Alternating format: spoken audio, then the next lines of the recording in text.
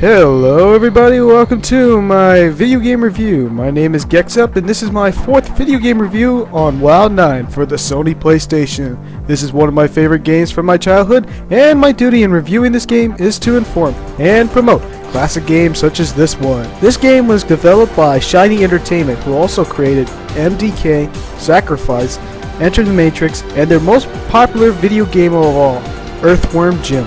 Shiny Entertainment was remembered as the 90s best action game developers, but now the latest game they created was the Golden Compass, and it wasn't a bad game, but not a great one either. On 1998, 4 years after the release of Earthworm Jim, Shiny has released WoW 9. You play as Wax Major, leader of WoW 9, battling the dystopian society. What makes Wax a pretty interesting character is not his rad looks or his funky hairstyle, but he has an electro-arm gun called the Rig where he can carry his enemies and heavy objects that a single man can't carry. The gameplay is a 2D side-scroller in a 3D game. If you compare any game to WoW 9, your mind might open Bionic Commando, but in general, this is not a Bionic Commando ripoff. Unlike Bionic Commando, you don't have to depend on the rig to get to platform all the time, but you have the ability to jump, and there is no guns except missiles and grenades, and you can use the rig to carry your enemies. This is where the rig gets interesting. For games during its time, you'll always have the same repetitive attacks just to defeat your enemies, which is boring to defeat your enemies. WoW 9, on the other hand, lets you have more than one way to kill your enemies, since the rig does not damage the enemy, it only carries them. As you carry an enemy, you can set them in any trap you encounter. You can smash them, you can grind them, you can slice them, you can inflame them, you can drown them, electrify them, puncture them, or even find other ways to make them suffer and make them wish that they never met you. You can also use your enemies to make a path for your way. This makes the concept of the game very original. The violence of this game is very high, which is a surprise that this game is only rated T. Like all 2D side-scrollers, your object of the game is to get from point A to point B. While you're trying to get to point B, you'll be facing a lot of challenges, puzzles, and many of them include finding a pathway.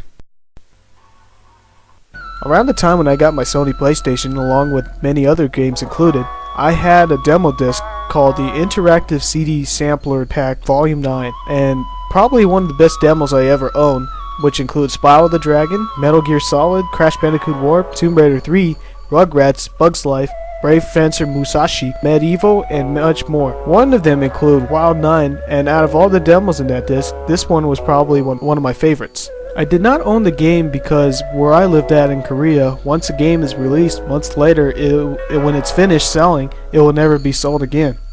I couldn't tell you how many times I played the exact same level of WoW 9 in that demo because it was so great to play.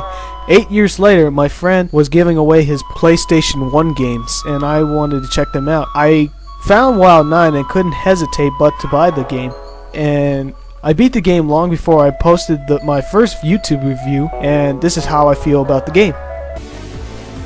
For being anticipated to finally play the full version of the game, I didn't expect to find a lot of negative parts in this game. Let me first discuss about the bad aspect I found as a kid playing the demo version. Sometimes when you use the rig, it really gets tough to lift them up while walking at the same time. Many times when you're dragging an object or an enemies through the stage, it's really too much of a chore and always tough to control. For example, when you're dragging something and there's a platform across you that you should jump, the multitasking from dragging and to jumping gets really tough, which is why controlling is not all that great. Adding more negative parts, since I finished the game, I never expected to encounter free fall or racing stages. It was cool at first, but it gets old really fast. What I didn't like about the free fall at all was that there was one level where you have so many traps throwing at you while you're trying to kill your enemy while falling down, which was too much of a hassle. What's worse than the free fall was chasing the bosses. Many of them took me over 30 minutes to finally defeat chasing a boss. And you know what? Those 30 minutes were not worth the trouble. The boss fights for WoW 9 should be like this, not this. Also, as a 2D side-scroller, it's freaking hard to not be able to see where you're going since there are objects in your way, and sometimes the camera can't help you to see what's in front of you. The last boss of the game, Karn, was quite disappointing because it was a chase fight, and it took him almost forever for him to open his weakness and to damage him. Also, the ending of the game was too much of a disappointment, and I was expecting an intriguing story and to know more about the characters of WoW 9. But instead, I had to save some bimbo who don't look like they really want to be saved. Lame! While I was disappointed with some parts of the game, there were many parts of WoW 9 that I found exciting.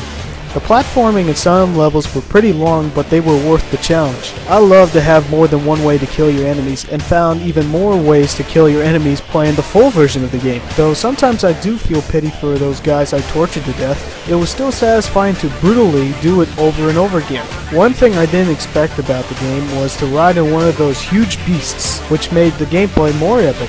Using the missiles, grenades, and power-ups add more to the gameplay. Also, I love the wacky, extreme design of the game, which made it feel like a 90s game. Seeing the cartoony characters and extreme look just feels like I was back in time. I also miss those bright colors that video games don't use anymore. It also made it feel like a 90s game with the soundtrack, and it was really rad just to listen to extreme techno music, which made it feel like quite an epic game. The looks of those load screens made it worth the wait. I just know that the artist who made those load screens and the cover of the game is the same artist who created Earthworm Jim. Looking at those load screens reminds me a lot of the old school 90s Nickelodeon and Fox Kids, which brought me back this old feel I used to have back in the 90s. In all honesty, I have mixed feelings over WoW 9. The part that really upset me was the free falls and the chases, which made it not worth it. I guess the developers put that in there so people won't bitch about the game being repetitive. The story wasn't engaging, which was a huge letdown, but on the other hand, the gameplay is what really shines WoW 9. Having many ways to kill your enemies is what makes a gamer like me to play the game over and over again. Also, it's a 2D side-scroller on the 3D, which is one of those game genres that we don't see anymore. I'm glad to even remember the game and to share it with you guys. That's why I give this game a 4 fingers out of 5. Thanks for watching. Please subscribe if you like this review.